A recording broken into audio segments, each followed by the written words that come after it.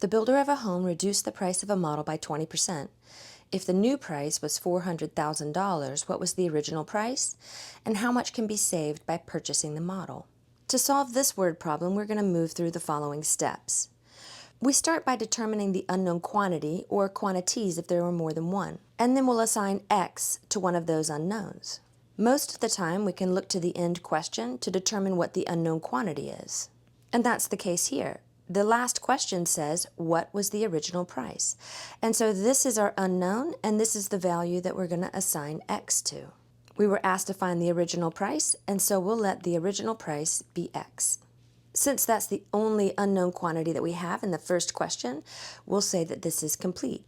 If there were more than one unknown quantity, we would want to write the other unknown as an expression in terms of X, but that's not what we're doing in this example. The next step is to create an equation that contains this unknown quantity. And this is where we're going to go back into the question and reread it. The builder of a home reduced the price of a model by 20%. So we're going to take the original price and we're going to reduce it by 20% of, and of means multiply, whatever that original price was. So we take 20% of the original price and subtract that from whatever the original price was. And after that reduction, the new price is $400,000. And so now we want to solve for X and then check our answer. Notice what we have here is a linear equation in one variable. To solve for X, we're going to combine like terms. And what we have over here on the left is essentially 1x minus 0.2x, which is going to be 0.8x, which is then equal to 400,000. And now we divide both sides by 0.8. So the 0.8's cancel over here on the left.